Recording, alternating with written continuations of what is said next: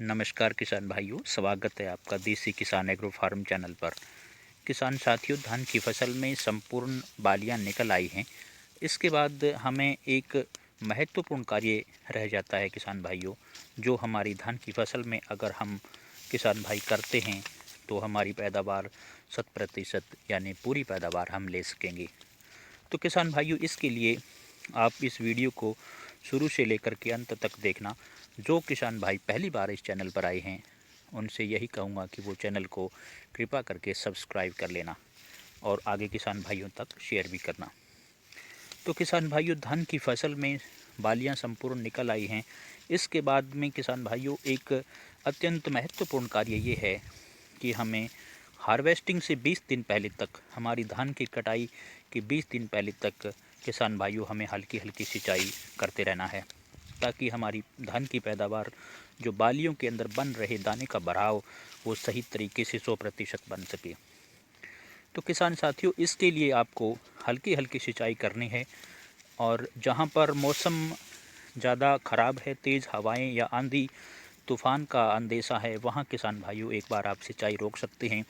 अन्यथा आपका जो धान का पौधा है अगर गिरता है तो आपकी पैदावार पर असर डाल सकता है। किसान भाइयों, आप इसके लिए थोड़ा सा मौसम का ख्याल रखें।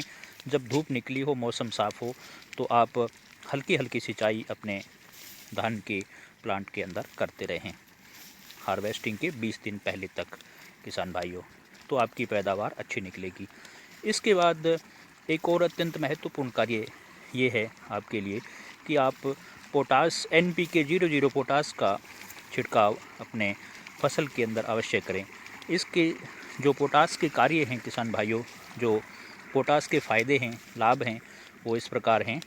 अगर हम अपनी पोटास की स्प्रे हमारी फसल के अंदर अप्लाई करते हैं तो जो दानों के अंदर, बालियों के अंदर दाने का भराव है वो 100% बड़ा, वज़नदार और चमकदार बनेगा और मार्केट वैल्यू भी अच्छी रहेगी।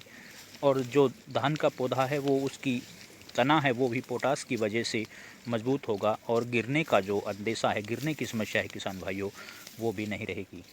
तो इसलिए आप अपने धान की फसल के अंदर पोटास का छिड़काव NPK 0050 का अवश्य करें। और कई किसान भाई ये सोच लेते हैं कि ये बालियाँ निकल आई हैं तो अब हमें हमारी फसल के अंदर कोई ज़्यादा महत्वपूर्ण कार्य नहीं है। लेकिन किसान भाइयों, ये आप गलती मत करना। जब ये बालियाँ निकलने के बाद हमें हल्की हल्की सिंचाई करते रहना है और पोटास की स्प्रे भी अवश्य करते रहना है। कई जगह किसान भाइयों हमारी धान की फसल के अंदर जब बालियाँ निकल आती हैं उसके बाद फंगस का अटैक बहुत होता है। तो फंगस के अटैक से बचने के लिए भी आपको एक अच्छा फंगिसाइड अप्लाई करना होगा, जो कि मैं आपको इस फंगिसाइड के बारे में किसान भाइयों बताऊंगा। तो आप एक अच्छा फंगिसाइड बायो का टर्बो डबल ले सकते हैं, विनूतना कंपनी का, वो अपने खेत के अंदर अप्लाई कर सकते हैं। मात्रा और डोज की बात करूं किसान भाइयों तो 400 ml प्रति एकड़ के हिसाब से 150 से 180 लीटर पानी के अंदर मिला करके दोपहर के बाद इसकी स्प्रे कर सकते हैं, तो आपको अच्छा रिज़ल्ट मिलेगा।